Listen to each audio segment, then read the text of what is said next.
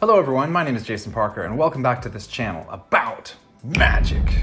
Today we're going to look at a performance by Richard Bellars, a British magician performing some kind of mentalism. This is actually another magician from the first episode of Penn and Teller's Fool Us. So anyways, let's just get right into, well actually, I've got an update for you. Can you guess what it is? That's right, I got a new coffee mug.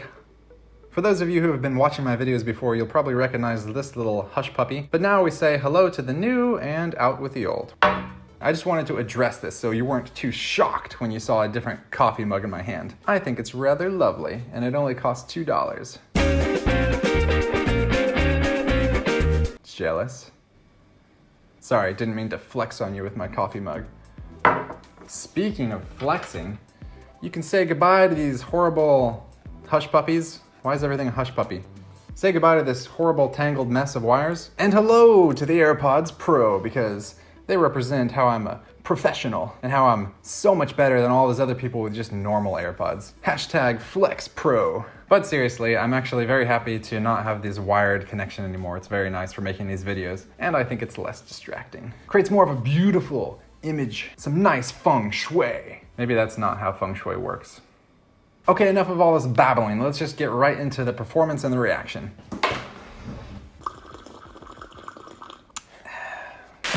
Richard Bellars.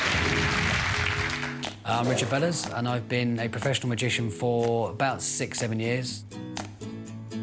The last 12 months have been incredible.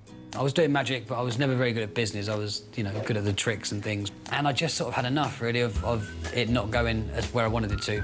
So I sold my entire life on Facebook, and I went and didn't have a house, didn't have an address, didn't have anything at all, and I just followed my gigs around and did a bit of sofa surfing. And then I met Holly, which was great, and obviously now, 6 months later on, I'm... That's funny that he said he sold his life on Facebook. I'm thinking, what did he use, the Facebook marketplace? What's wrong with eBay? Anyway, that was kind of unusual. Also, he said sofa surfing, which I thought was pretty funny. Maybe that's the British equivalent of couch surfing? A website where you can travel and meet people and stay at their house for free? At any rate, that's really cool that he just decided to turn his whole life upside down and pursue his passion, something that I'm somewhat familiar with. Proceeding. Settled down with Holly in a lovely flat in Tunbridge Wells with a kid on the way, so it's worked out all right. When I first met him, I didn't ask to see a trick for a few days because I didn't want to be one of those annoying people who just constantly, oh, show me a trick, show me a trick. But as I've seen more of his magic, it's just, it still baffles me how he does it. I love it. When the baby's born, I'm intending to do a cut and restored with the umbilical cord. I'm really gonna, no, I'm not. This is a mega opportunity, and it would be crazy not to give it everything. Vegas, in Penn and Teller show, open. That's also really cool that his wife seems so supportive, that she actually enjoys his magic. Because I can imagine a lot of other scenarios where the wife is kind of like, okay, honey, I've seen enough tricks today. Like, put it into your magic closet and let's just have dinner. So yay for functional relationships. I mean, it's something that everyone's got to aspire to. All right. Ladies and gentlemen, will you please welcome from Tunbridge Wells, Mr. Richard Bellars.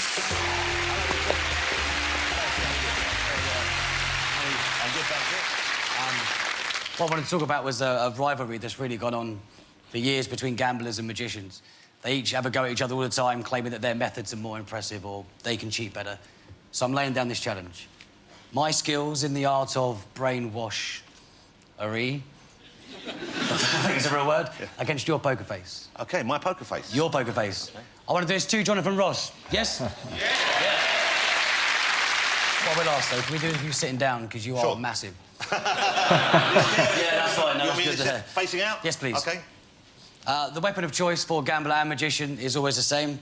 It's the humble deck of cards. Yes. Would you do the honour and just check that they are what they appear to be? Take them out and do all that stuff? Yes. Perfectly normal to me. Yeah. OK, that's great. To make it less comfortable for you, you're going to have to close your eyes now, which is great. But before you do... Yes. I'll give you the cards back once your eyes are shut, so I need to show you what you need to do with the cards. OK.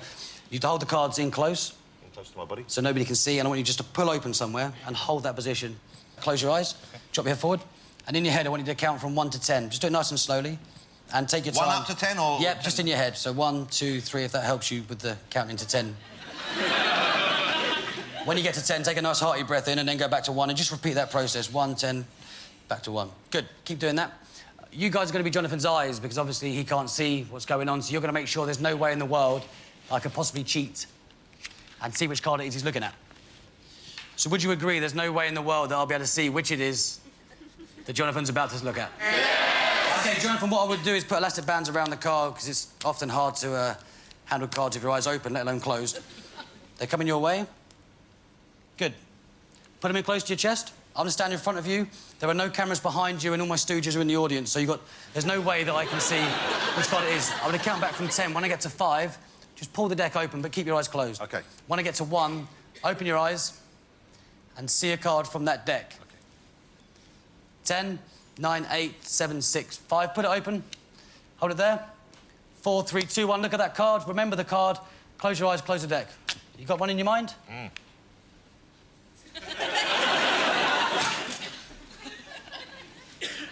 So you got one of those in your mind? Yes, yes. OK, have you been drinking? No. Whatever. Whatever, that's OK. The way it's going to work, I'm going to now test your poker face. Yes. OK, so when you open your eyes, it's poker face the whole way. OK. 10, 9, 8, 7, 6, 5, 4, 3, 2, 1. Look at me.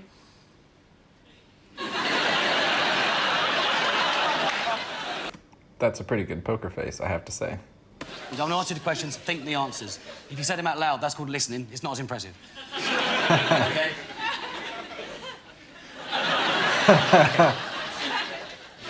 Ace, 2, 3, 4, 5, 6, 7, 8, 9, 10, Jack, Queen. You've lost interest. Imagine if it's black, you're holding it in your right hand. If it's red, it's in your left hand. Just imagine doing... You don't move a lot, do you?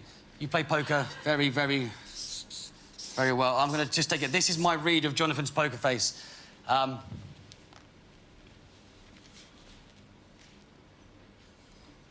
In a nice, loud voice, which card did you see? Which card are you thinking of? 10 of hearts. 10 of hearts. No way, dude. What the... What? I'm disappointed in myself. No, the thing is, these guys are more impressing you at the moment because they saw what happened when your eyes were shut. When you shut your eyes, I cheated a little bit. Just a smidge. You didn't have any choice of which card you looked at because all the cards were the same. What? No, all 10 of hearts. No, this was the deck you looked at. Have a look. They were all blank. There were no cards in the deck. They were all blank. Do you want me to look again? Yes, please. Yeah, no, the reason you saw the 10 of hearts... Look at the box I gave you, the cards in particular. Oh. Hold that up. Can you see what's printed on there? From the beginning, he was looking at the 10 of hearts. And then I said, do you remember 2 things I said? Breathe, or just count from 1 to 10, and when you get to 10, take a hearty breath. So 10 was in my head, 10 of was hearts. in my head. I even said it's off. When you get to 10, take a hearty breath. OK, 10 of hearts. Interesting. Often hard to handle cards with your eyes open, let alone shut. It's of 10 heart to handle cards. You had no choice what you saw. I'll call that brainwashery 1, poker face nil. Thank you very much.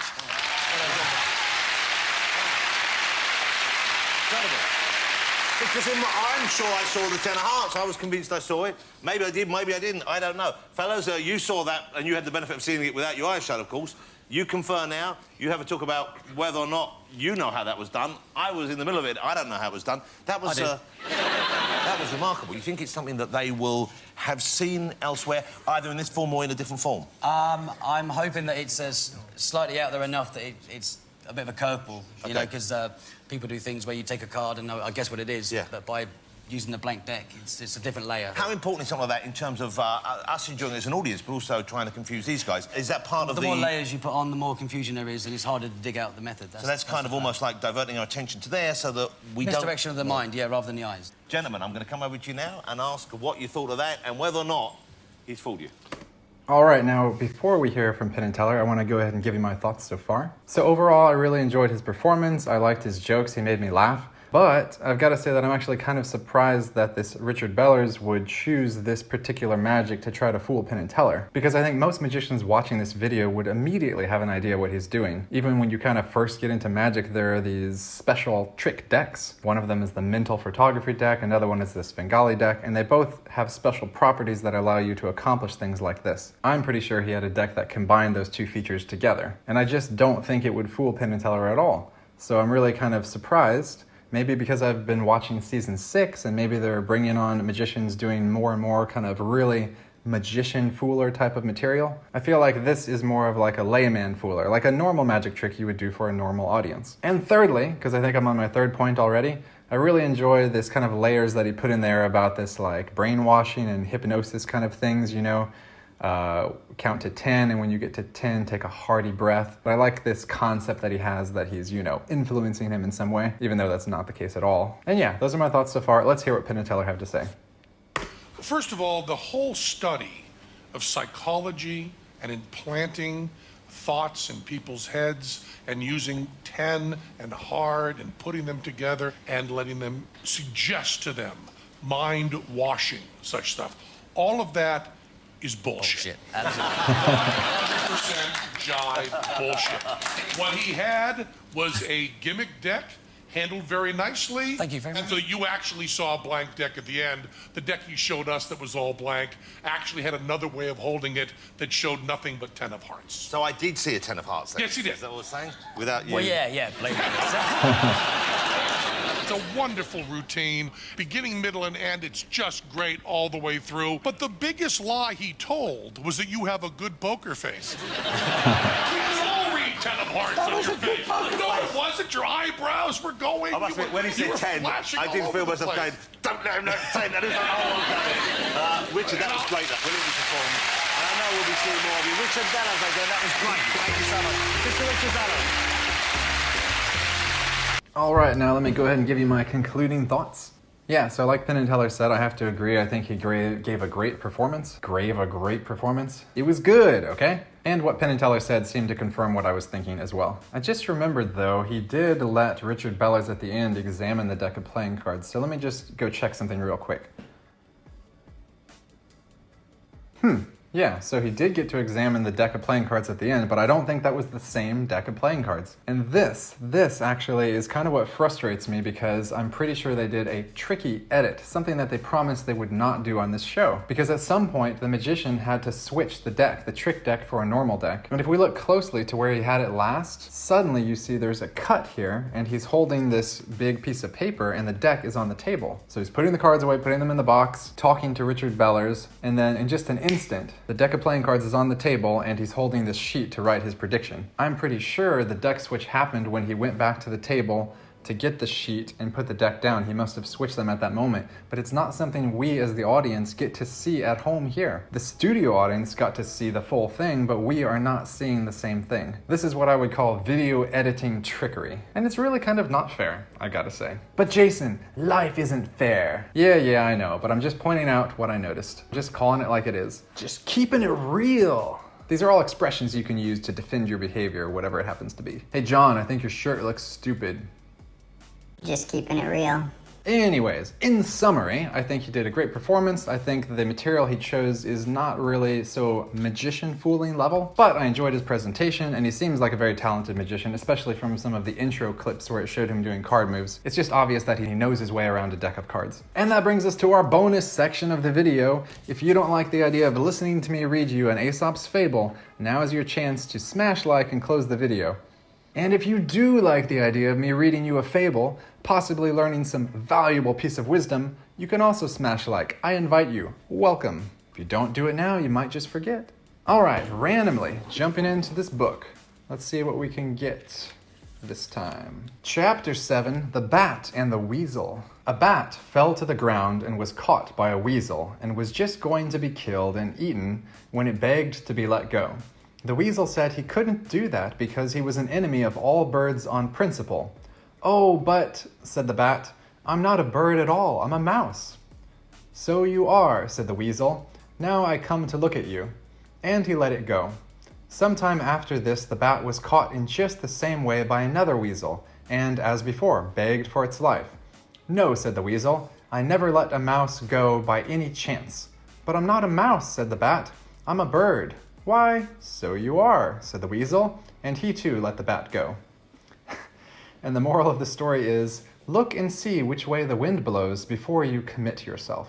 Wow, I actually really like this story. This one seems somehow deep and like useful advice. Some of these stories I'm just kind of like, okay, or I feel like I've heard it before, but this one is pretty interesting. It's about adapting yourself to the situation and being aware of the other person you're dealing with, or animal that's about to eat you, whatever. But this is a really valuable skill, to be able to gauge other people, to be able to read the reaction and adapt accordingly. In performing magic tricks and dealing with people in business and your personal life, it's valuable for everybody. In fact, I remember reading a book as far as matching other people's energy level.